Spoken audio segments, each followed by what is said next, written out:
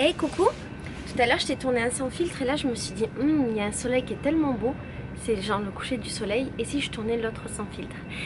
En fait je voulais te parler d'une situation que j'avais vécue avec Leandro. Et tu sais, j'aime bien te raconter un petit peu, pas les disputes, on ne s'est jamais disputé, mais te raconter un petit peu comment va la relation, les incompréhensions, les trucs comme ça. Et il y a eu un truc là ce week-end que j'ai trouvé intéressant de partager avec toi. Déjà, avant ça, je voudrais te dire, je crois qu'il y a un bruit qui fait bip bip bip au loin, je suis vraiment désolée. En fait, je suis là au YouTube Space et derrière moi, il y a un porc. Et le bip bip bip, je crois qu'il vient d'un truc du porc. On s'en fout. En fait, ce week-end, il y avait l'anniversaire d'un des meilleurs amis de Leandro et le départ d'un autre de ses meilleurs amis. En fait, c'est des gens de sa bande, de son groupe de métal. Et un autre, donc son deuxième meilleur ami, qui déménage et qui part vivre en Europe. Du coup, Leandro m'a invité et c'était un événement très important pour lui. Et ça marquait aussi l'anniversaire, c'est Gogol, l'anniversaire de notre deuxième rendez-vous officiel parce qu'il m'avait invité à ce même anniversaire l'année précédente. Et alors, le jour où il m'a invité, c'est le jour où, tu sais, j'ai décidé de changer mes vignettes, j'ai galéré, c'était compliqué, je suis allée pleurer dans le YouTube Space parce que je suis une gogole qui pleure tout le temps. Et j'étais vraiment triste, j'étais pas très bien. Il y avait eu plein de trucs aussi dans cette journée. J'avais eu une conversation avec quelqu'un que j'aimais beaucoup et je m'étais rendu compte que les choses que j'aimais pas chez cette personne ne changeaient pas. Et en fait, c'est gogol parce que même si je le savais, et ben ça m'a quand même touchée de voir que ça changeait pas. Ça crée quelque chose en moi et ça crée quelque chose de, tu sais, comme le souvenir d'une émotion que t'aimes pas forcément. Donc ça a installé ça en moi. En plus de ça, j'étais pas bien par rapport à mon truc. Et en plus de ça, Léandre et moi, ça faisait un moment qu'on s'était pas vu. Quand je dis un moment, je pense que c'était, je pense que ça faisait quasiment une semaine. Et alors je suis pas le genre de meuf super dépendante de son mec, genre si on se voit pas, je suis triste, nanana, pas du tout. Et en plus de ça, ici au Brésil, c'est très commun de voir son meuf ou sa meuf ou son mec plutôt le week-end, et la semaine, les gens travaillent beaucoup. Mais je ressentais énormément le manque de lui. Ça arrive parfois, pas tout le temps, mais ça arrive parfois que je ressente ça. Mais je pense que c'est très commun à tout le monde. Et en gros, tu vois, j'étais un peu dans ce truc-là où j'avais vraiment envie de le voir, vraiment envie. J'avais juste envie d'aller, de me mettre dans ses bras. J'avais besoin de beaucoup d'amour, ce qui est assez rare. C'est assez rare que je sois demandeuse. J'ai besoin de beaucoup d'amour, beaucoup d'affection. J'avais besoin de plein de bisous. J'avais besoin qu'il s'occupe de moi, mais pas, tu comprends, tu vois, émotionnellement, qu'il me donne quelque chose. Et je suis allée à cet anniversaire avec cette intention, c'est-à-dire que moi j'attendais quelque chose de lui. Je l'avais plus ou moins verbalisé, mais comme on a une différence de culture et de langue, parfois je me rends compte que je peux verbaliser des choses, et notamment dès que ça concerne l'émotionnel, je vais verbaliser des choses qu'il ne va pas forcément comprendre. Je vais parler d'un truc triste, il va savoir que c'est triste, mais il ne va pas forcément comprendre quels sont derrière mes besoins et compagnie. En tout cas, c'est pas aussi fluide que dans une relation qu'on peut avoir avec quelqu'un qui a la même langue et la même culture. Et c'est quelque chose dont je me suis rendu compte avec le temps. Et c'est pas trop grave parce que, encore une fois, la chance qu'il a ou qu'on a tous les deux dans notre histoire, c'est que moi je suis pas ultra demandeuse et que j'arrive à me remplir par moi-même de plein de choses sans avoir besoin de l'autre pour me remplir. Mais bon, ce jour-là, c'était le cas. Et d'ailleurs, je pense que c'était il y a quelques jours, hein. Je pense que je vais avoir mes règles dans pas longtemps et que c'est pour ça que j'étais vraiment pas bien ce jour-là. Tu sais, généralement une semaine avant mes règles, j'ai un jour comme ça de dépression absolue, et c'est généralement ce jour-là que je choisis pour te faire des sans filtres, parce que c'est là qu'il se passe plein de choses émotionnellement en moi que j'arrive à contrôler pendant le reste du temps, mais pendant cette période qu'on appelle le syndrome prémenstruel, je t'ai fait une vidéo sur le sujet, voilà, j'ai du mal à le contrôler. Bref, je suis allée à cet anniversaire en ayant des attentes. Et alors quand je suis allée à l'anniversaire, je suis arrivée. L'avantage que j'ai maintenant, c'est que je connais tous les amis de Leandro, qu'on a passé des week-ends ensemble, donc on est proches. C'est pas genre on s'est dit bonjour 2-3 fois, on a passé des week-ends ensemble. Du coup maintenant quand j'arrive, je peux plus ou moins me débrouiller, c'est-à-dire aller directement voir les gens que j'aime, leur faire des câlins, discuter avec eux et compagnie, ce qui change beaucoup mon expérience de vie avec ces amis. Et je suis arrivée, j'ai dit bonjour à tout le monde et puis finalement j'ai trouvé Leandro. On s'est dit bonjour, on s'est fait un câlin, il était avec un ami, on a discuté, rien. La soirée est passée et pendant toute la soirée en fait, il y a eu des moments, enfin le début, juste après ça, on était ensemble et puis on s'est mêlé au groupe et j'ai commencé à parler avec une copine. Donc la plupart de ses amis sont mariés et moi je suis proche de tout le monde et je suis super proche des femmes. Et donc j'ai commencé à parler avec une et puis avec l'autre et puis Anna. Et il y a eu des moments où Léandre et moi on re-était ensemble parce que voilà, on était dans une conversation commune, machin, mais au final on était vachement séparés.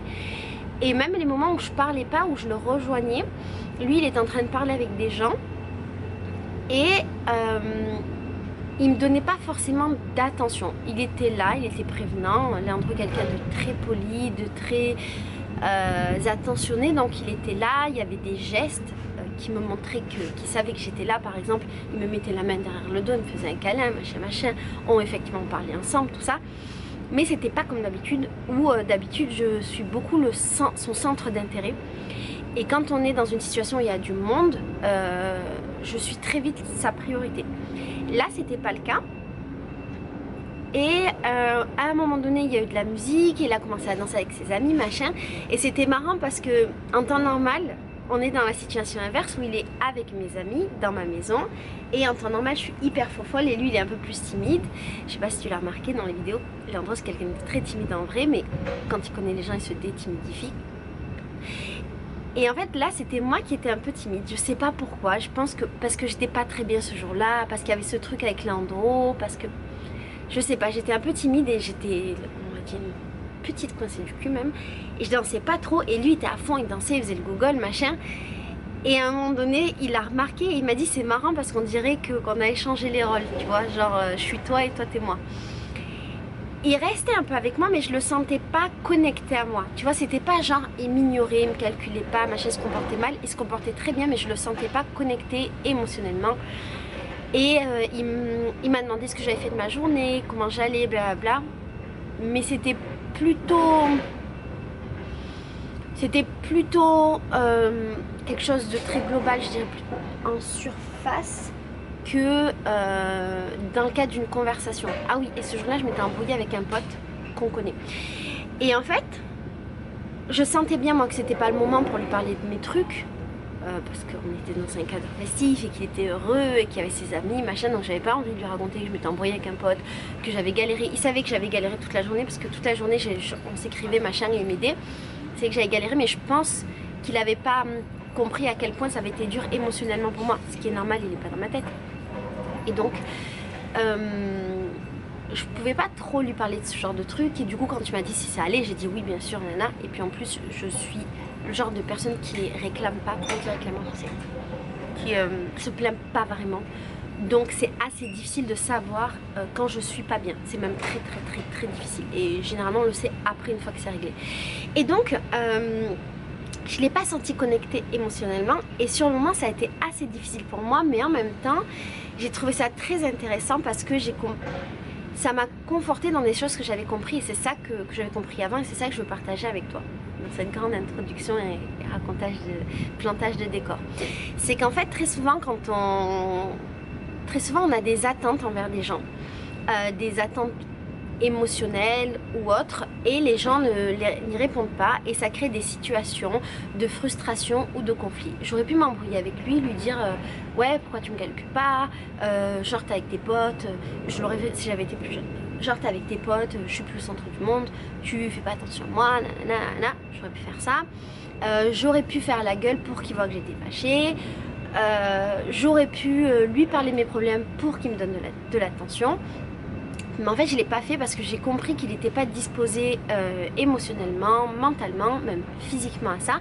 Et qu'il avait ses propres priorités à ce moment-là et que j'étais pas sa priorité absolue. Je fais partie de ses priorités bien entendu, je suis sa meuf et on a un vrai couple d'amour. Mais à ce moment-là je l'étais pas. Et du coup ce que j'ai préféré faire, vu que j'ai compris qu'il n'était pas capable de répondre à mes besoins et à mes attentes, j'ai préféré me mettre en retrait. Et ça c'est des situations qu'on vit énormément dans la vie parce que souvent on croit que ces attentes elles sont une priorité, qu'elles sont importantes et on ne se rend pas forcément compte qu'en fait non et que c'est pas très grave. C'est pas très grave qu'à un moment donné je sois pas la priorité de mon mec. C'est pas très grave parce que derrière je suis la priorité de mon mec, mais je le suis pas tout le temps. Par exemple, s'il y a son fils avec nous, je suis pas sa priorité. Si on est dans sa famille et qu'il y a sa mère, machin, hein, je suis pas sa priorité. Et c'est pas grave. Quand j'étais plus jeune, j'avais beaucoup de mal avec ça parce que j'avais besoin d'être la priorité absolue de la personne. Et quand j'étais dans ma relation avec Farid, j'ai été très habituée à ça. D'ailleurs, le Brésil, ça m'a donné un coup sur ça parce que Farid, j'étais sa priorité absolue dans la vie. J'étais le centre de son monde et tout tournait autour de moi. Et en fait, il m'a habituée pendant 8 ans à ce que je sois le centre de son monde. Et quand je suis arrivée au Brésil, j'ai compris que ça marchait pas vraiment comme ça. Et ici, j'ai la sensation que il n'y a pas vraiment ce truc de t'es la priorité. Les gens vivent dans l'instant présent et donc ils ont des priorités qui changent en fonction de l'instant présent. Ce qui n'est pas très grave finalement et ce qui est plutôt juste mais moins confortable quand on est la personne qui n'est pas la priorité. Et donc ici au Brésil, j'ai vachement souffert de ce truc-là, de pas être la priorité des gens et je comprenais pas et ça m'a fait beaucoup grandir et c'est ce qui aujourd'hui me permet d'avoir cette relation là avec Leandro où je comprends les moments où je suis sa priorité et je comprends les moments où je le suis pas. Et si je te fais ce sans filtre aujourd'hui, c'est pour partager ce sentiment parce que j'ai eu l'impression quand j'ai compris ça que j'avais fait un grand pas en avant dans ma vie d'animal social et dans mes relations humaines. J'ai compris que c'était très important et finalement, ce que j'ai fait dans cette soirée, c'est que j'ai juste accepté que ce soit comme ça. Je me suis mis un petit peu en retrait, mais pas en mode je fais la gueule. J'étais présente, j'ai roulé avec les gens, j'ai dansé vite fait. Et quand j'ai senti que vraiment on n'était pas connectés parce que lui était vraiment avec ses potes. En plus, ils avaient commencé à boire, les Brésiliens boivent beaucoup, mais ils sont pas bourrés comme nous en France. Ils sont gays, machin, sont dans leur délire. Et moi, je bois pas du tout d'alcool, ce qui fait que aussi, quand tu es dans une situation où les gens ont bu de l'alcool, je suis un peu déconnectée, mais on était un peu dans ce truc où j'ai senti que vraiment là il était plus du tout connecté et donc je lui ai proposé de rentrer. On était censés rentrer ensemble, je lui ai proposé de rentrer seule et je lui ai dit écoute, tu me rejoindras plus tard à la maison. Il a beaucoup insisté pour que je reste avec lui, ce qui était plutôt cool, mais j'ai ressenti à ce moment là que lui aussi avait besoin de sa liberté et qu'il avait besoin que je sois pas, je vais pas dire un poids, mais qu'il soit pas obligé de voir où j'étais, ce que je faisais si j'étais seule, machin. Et il avait vraiment besoin de profiter de l'instant présent avec ses amis. Du coup, je suis partie. Quand je suis partie, j'ai été un peu triste pendant le trajet parce que je me suis sentie un peu seule. Je me suis sentie un peu comme la meuf. Genre, j'avais vraiment envie de passer du temps avec lui et on n'a pas passé du temps ensemble. J'avais envie de dormir avec lui et on n'a pas dormi ensemble. Et donc, je me suis sentie triste de ça. Mais j'ai rien dit. Et le lendemain, en fait, il s'est réveillé et donc il devait venir à la maison et il n'est pas venu à la maison. Il va y avoir du bruit du monde. Il devait venir à la maison, il n'est pas venu à la maison parce qu'en fait finalement c'était compliqué pour lui pour plein de raisons. Bref, il est rentré chez lui et là où il était c'était genre à côté de chez lui et très loin de chez moi. Il n'est pas venu à la maison et j'étais super triste et aussi très inquiète parce que le Brésil était un pays très dangereux et du coup si je sais pas où il est, qui me répond pas machin, j'avoue je suis inquiète.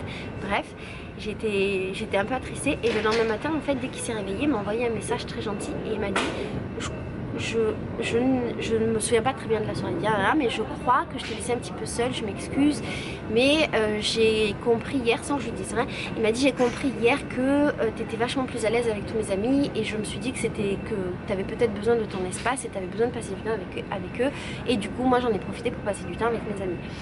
Et j'ai trouvé ça vachement cool qu'il m'envoie ce genre de message. Leandro est un mec merveilleux parce qu'il a cette capacité de comprendre les choses sans que j'ai besoin de lui dire.